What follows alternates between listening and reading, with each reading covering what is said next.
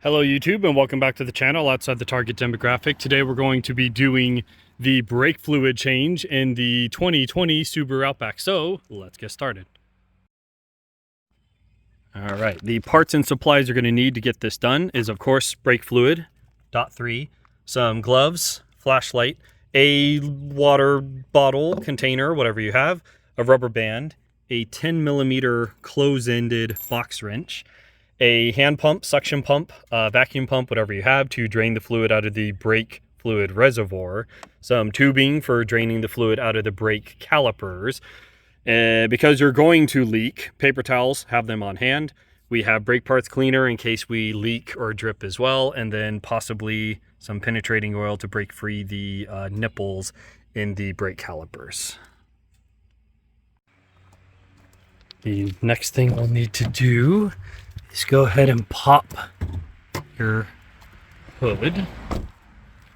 That will allow us to get to our brake fluid reservoir. Couple things of note right here. It says it is a .3 brake fluid.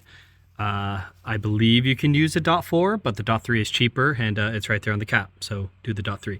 The next thing is, this is some very caustic stuff, so go ahead and put a paper towel underneath the reservoir as a fail-safe, and have some gloves on hand. Gloves on. That way, if any of it gets on your skin, or gets on the paint, or whatever, you can more quickly get rid of it and mop it up with, I would assume, water and a paper towel. So let's get that going. With the paper towel already ready, we're going to undo this lid. Counterclockwise rotation, comes right off. Anticipate leaking, anticipate this seal may be sticking there, and inspect that seal. Make sure there's no gunk and it's not ripped or torn or anything.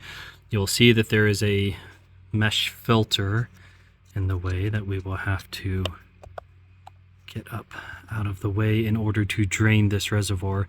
The fluid doesn't look super duper dark, but we are at the mileage that's not a terrible idea to go ahead and exchange this. There is a small slot there, and there is a slot in here. I'm hoping to be able to feed my suction pump in there, and we'll drain that reservoir as much as we can. With as much fluid drained out as I could get, I'm going to go ahead and top it back off with the new fluid. And when I say new, I mean new. If you have any of this stuff sitting in your garage for several years, you're going to want to get rid of it. Apparently, brake fluid is very good at absorbing moisture, which is the whole reason you're doing a brake fluid exchange, is to get rid of any moisture that is or isn't in your system. And by having an open container of it, you're more likely to be pouring less good fluid into your system, which defeats the whole purpose. So we're going to fill it up with brand new from the store as of today fluid, and start draining from the furthest away, which will be the rear right wheel. Before you refill it, make sure that you put your screen in place, and go ahead and clean your screen now. That way you know you're putting it in clean, and at the end, if it isn't clean, then you know something is amiss. Put that back in place and start slowly refilling. So I wanted to take the time to show you, this is what we pulled out compared to the fluid inside, almost a water color. So if yours is of a darker consistency, it is not necessarily a will last for this long kind of thing. It is dependent on the humidity and moisture in your environment, and your mileage will vary. So this is as clean as it gets. Trick is put a super duper bright flashlight on top of your reservoir, and that will allow you to see the fluid level a little more easily. I just filled it very slowly until you can see there's a little air bubble right there, so I know it is over full. Full is going to be here. Over full is fine because we're going to be draining the brake, so the level will be going down. But tip for the video, super bright flashlight right there will help you see the level through the plastic. We are underneath the car, rear right tire, and you'll notice right here is a nipple. We're going to zoom in. A nipple right there. And it's going to have this rubber cap on top of it. So it originally looked like this. Okay, so you have this plastic, probably ABS or something, I don't care. There is a bolt. Above that bolt is the black cap. Once you remove that, that is going to be the brake fluid drain port. And I believe it's going to be a 10 millimeter. You're going to be better off with a closed box wrench versus an open wrench. But let's confirm if it is in fact a 10, and it is. Okay, and you're going to pull it down towards you. You're going to go counterclockwise to get it to open, which means you're going to have to start a little bit higher up. So get it at maybe 11 o'clock. That way you have enough throw to bring it down to drain it and then rotate it back up to close it. What you're going to need is a friend or a wife to start the car and pump the brakes. And you're going to have them pump it 3 times and then hold the brake pedal to the ground. That's going to build up pressure and hold pressure inside your brake line system. And you're going to rotate the wrench. You're going to see a little bit come down through your tube. And once you start seeing the amber, golden, darker color become clear, then you know you're good and you can move on to the next brake system. What I've done here, I'm going to try and scoot back as best I can. We have just whatever size tubing will fit. I have a rubber band wrapped around the top of a water bottle a couple times, and then one section wrapping around the hose. So the hose will always hold its same depth and it will stay in the bottle. And then this is the brake fluid we're already drained. I have the tube well below the brake fluid we're already drained. So we are not going to accidentally suck air back into the system if you get your sequence wrong. It's very easy to do, but let's go ahead and do it. All right, so we have almost twice as much fluid in here now. You'll notice the fluid in the hose is nice and clear. It is a tricky bitch, and I will tell you what appears to be a running theme with this car. All the nuts and bolts are ridiculously over tightened. So if this is your first time doing it, you may need to spray some PB Blaster penetrating oil on the nipple, which is what I did. That's the overflow that you see right there on the rim. Probably 10, 12 pump and purge on this side, and this is going to be the most difficult, longest one because it is the longest one. It is the furthest away from the brake fluid reservoir. So it's better to spend too much time on this and use too much of the new fluid, of which you have an entire container, than not draining all of the old stuff out. So we figured it out on this end. Let me go ahead and switch to the rear left end, and I will show you the process we use to do it. So switching over to the left side, the first thing I do is, this is from an old car that I don't have anymore, but your old or current, in this car, any kind of carpet you have that you can take out and lay on is much better than the black top that we have. As we move over, again, right here is our rubber cap. That looks like this, as you've already seen. Okay, so now we can put the 10 millimeter box wrench on there and the tube, and I will show you that.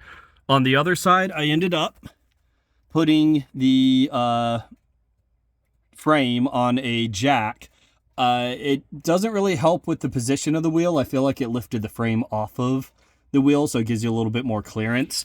You have a very small wrench that you're trying to operate, and you may need the clearance. Other than that, the Subaru, with its 8.6 inches of ground clearance, is plenty good enough for me in my 37 years of age to crawl under here and do everything without needing lifts or ramps or anything like that. So let me go ahead and connect up the rest, and I will show you that as well. All right, so what we're going to be doing is, you can see on that nipple we have the 10 millimeter. We also have our tube, and I have the tube going up over a member, which is going to help prevent this bottle from falling over because it's being held up towards the car instead of gravity maybe taking over and knocking it over. I would also flush mount it up against the tire. I find this 1 liter works very well. But what we're going to do is I have the driver pump, hold on the brake. What I have them do, because right here is a very, very loud muffler, so I'm not hearing a goddamn thing. I will have her step on the pedal, and then she taps on the frame of the car, either with her left foot or with her hand. And I will hear that rapping through the frame versus me shouting and her shouting and maybe not getting communication and stuff like that. What you do not want is pump, hold. And then as you open this, they release the pressure on the pedal. If they do that, it can suck air back into the system and you just complicated things. So by doing this, any fluid that comes out of here is going to essentially stay in this hose, but is going to be draining out of the brake caliper. So in this case, because this tube is buried inside the old fluid, the only thing that can happen is the air inside this line can burp into this bottle. Worst case scenario, if this is 100% of the way full and she accidentally releases the pedal too early, it's going to suck the old stuff back in. And then we're just going to pull it back out. It's not a big deal. If you introduce air into the system, it becomes a problem. So communication is key. The muffler and engine does not help with that. So rely on acoustic communication through the frame. Let's go ahead and drain this one as well. Go ahead and start it.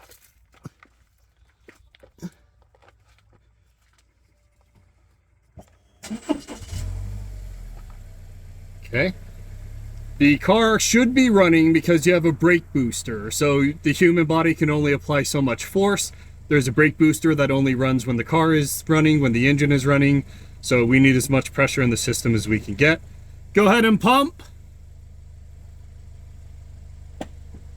Okay, so she pumped it 3 times and then slapped on the side of the frame. The penetrating oil is hopefully doing its job. It's much easier to push this wrench than it is to pull it. Continue holding. Okay, so we're gonna push. Okay, and you can see fluid just came through. Now you're gonna close it. Pump. Okay, so we still have air to here, and I'm pushing that air and fluid further. Pump.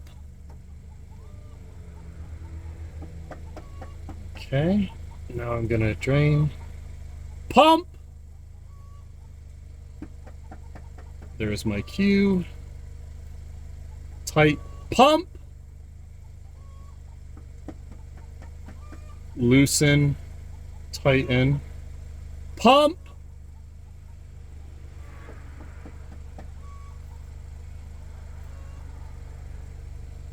Pump. Now I will say, as I have my hand on the, I believe this is the electric parking brake, I can feel the brake caliper surging. Pump. So I could feel hit as she's repressurizing the system. That's communication on my end, not hers. Push. Okay. Pump.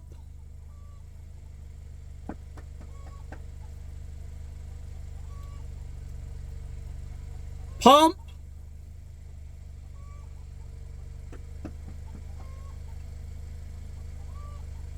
Pump.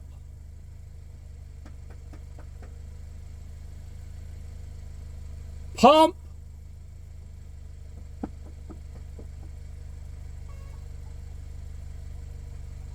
Pump.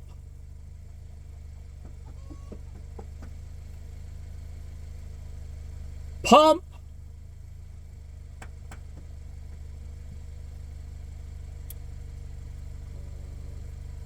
Pump.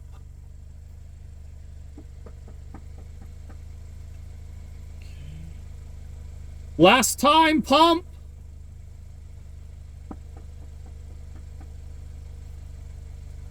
Okay, and then get it nice and snug. Turn off the car. Okay, and then we can go ahead and make sure that that nipple is nice and snug. My wrench is a smaller thickness than the rim, I guess head of that nipple. So my wrench can very easily slip off it to the left and off it to the right. So not only do I have to get the proper leverage on a 3-inch leverage arm, but I also have to have it aligned left-right as well as pulling it towards and away. So now that we are done with that, we can go ahead and disconnect. I pulled it from the top down and angled it like this so that it's not going to leak out the hose, it's going to leak down the hose. And you can see it's already returning to the container here. So that's what we have there. Very simple. You do want to get that nice and snug. This is your brakes you're talking about. Snug, not welded into place like they were before. We had to take the car to a mechanic. The original 14 millimeter oil drain plug had rounded out because Subaru had over torqued it. So I replaced it with a aftermarket 17 millimeter as their safety, what do they call it? Tech bulletin, that's the one. As their tech bulletin recommended, upgraded it to a 17 millimeter drain plug with a magnet on it. So any metal deposits will be attracted to that magnet and not sent through the rest of your oil system. So that's what we have there. Let me go ahead and show you from the driver's point of view, from the assistant's point of view, what their foot is doing. And we'll continue on with the front 2 brake calipers as well. Before we get too much further, do check that your fluid level is still high. You should check it in between each one of the drains. And we are probably 3/4 low, so we're going to top it back off. Again, having a ridiculously bright flashlight makes it a little easier to check that level. But top it back off, and let's go ahead and get started on the front brakes. So we are now at the driver's left side front wheel, and you're going to make a right-hand turn and you'll be able to get to the brake caliper and all. This one's going to be feeling more than being able to see it, unless you put it up on a jack or something. But as I said, I'm going to switch you to the perspective of what the assistant is doing, so you have an idea of what that footwork looks like. Pump. Pump. Pump. Pump. Pump.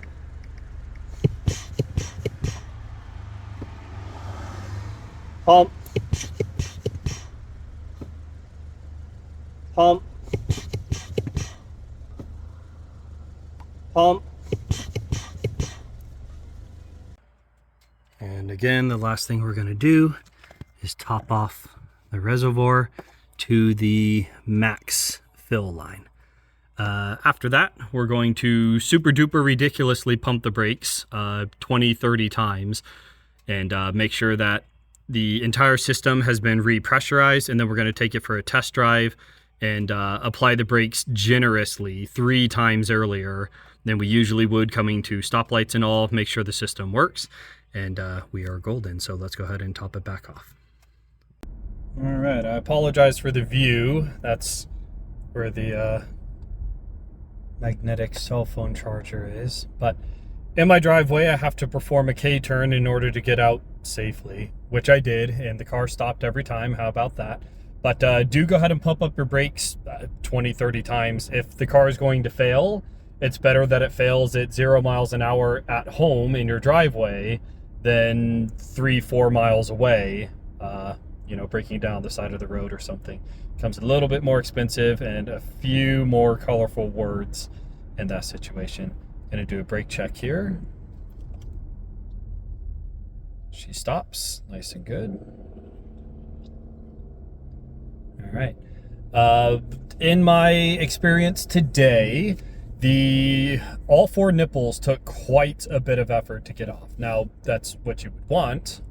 It is keeping, I'm going to go with dozens, if not triples, of PSI at bay to actuate on your brake pads. So it is better that they are tight, but depending on the size of your wrench, mine, again, it's a 10 millimeter to get the nipples to free up.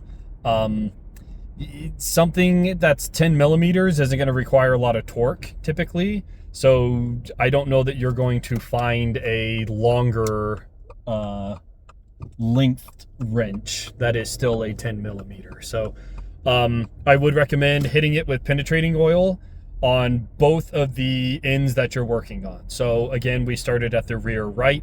I went ahead and hit the rear right first. While I was under there, I rolled over twice and hit the rear left. As I'm working on the rear right one, the rear left one can have the penetrating oil working quicker and hopefully free it up, which it was substantially easier to free up than the original one I worked on. And the same thing on both fronts as well. I do not drive this car, my wife does. It is the wife's car. I'll be doing the Forester in the next video. I'm not sure what her brakes feel like, but these are nice and crisp and responsive now. I can't attest to what they were beforehand, but they do seem to be working correctly. I don't have anything on the display here telling me, you know, issues with your brakes or whatnot. I don't know if the cars are smart enough nowadays to do that. Another thing I'm doing is I'm applying, call it 50%. It's not smashing them to the ground. It's not super aggressive, but I am expecting them to bring the car to a stop quickly. And what I'm looking for is brake steer. So let's say the 2 left ones are actuating, but the 2 right ones are not. You would imagine that the car would start pulling to the left because your 2 left wheels are braking and your 2 right ones are not. I have passed 4 motorcycles in the last 2 miles. Good on us. Small little community here, but a bunch of motorcycles out. It is very nice weather right now. But do be a little aggressive with the brakes when you can afford to be. So I'm doing a straightaway. I'm not coming up to a stop sign. I'm not coming up to an intersection. I'm engaging the brakes when there is no one behind me, so I'm not going to get plowed into. But go ahead and test them aggressively. It's better for them to fail the day you're doing them. So you already have all your tools out, you already have the fluid out, you can already do what you need to do, versus finding out at 70 miles an hour on the highway as you're already late going into work that your brakes don't work by plowing into the guy in front of you. So penetrating oil is your friend. Go ahead and hit those bleed valves as early as you can. The longer the penetrating oil can work on it, the easier the task is going to go. I did notice too, I don't know if the front brake calipers are of a smaller diameter nipple or not, but there was much less clearance. So once I put the hose on the bleed valve, it instantly went into a 90-degree angle. It was already up against the rim. So I imagine the front rims on this, well, they couldn't be, because when you do a tire rotation. Anyways, they seemed more snug. So you're going to have more difficulty draining your front brakes than you are the rear brakes. And I did have a little bit of leaking because, as I said, I feel like the drain valve, the nipples on the front calipers were maybe a smaller diameter. So between the hose having to do an instant 90-degree, yes, I know I'm, according to you, departing the lane. I do not care for that in the Subarus. So let's turn it off. Both my front brake calipers leaked when I drained them. I used the exact same hose that I did on the rear ones, and the rear ones didn't leak a drop of fluid. So be ready for that. It is going to run down your arm. In my case, it is going to run down your rim. In my case, so have that brake parts cleaner already ready, have those paper towels already ready. The longer that sits on your paint or any kind of exposed metal, the more damage it's going to do. So be ready for it. Anticipate that it's going to leak. If it doesn't, aces. When it does, you're already ready, and you can go ahead and start mopping it up. Short of that, I believe this is good to go. She'll be taking it to work tomorrow, and it's a lot of country back roads, maybe 4 stop signs. So I will tell her to keep an eye out on it. They do seem to be very aggressive, a lot quieter than on my Forester, but I'm pretty sure I have a bunch of surface rust on my rotors. Anywho, again, do go ahead and make sure that you log in your maintenance book the mileage that you did it. I believe they say every 30,000 miles, which should be about every 2 years. You should anticipate having to do that. The most difficult part for me was breaking the bleed valves free. Once you did that, I mean, it's 5 minutes per tire. So ideally, if you're not in the Rust Belt like I am, you should be able to do it in less than a half hour. It took me about an hour, but I was also recording and trying to pull some things together and whatnot. So relatively quick. The bottle of 32 ounces of .3 set me back like $9 at AutoZone, including tax. So it's not even that expensive. I will put here what the typical maintenance cost is to have a mechanic do that. Very simple. You want to make sure that your brake reservoir never depletes. So check it after every time you drain the fluid. I did both the rear ones before I checked it, and it was down a good ways, but I would do it. I would check it after every bleed, and make sure that you get the drain valves nice and snug on your way out, clean up on your way out, and save yourself some money. Wasn't even that difficult. Get to know your car a little bit better, and hopefully this video was of benefit to someone out there. So as always, this is outside the targeted demographic. I appreciate you guys stopping by. Any questions, comments, concerns you have, leave them in the comment section down below, and I will catch you guys in the next video.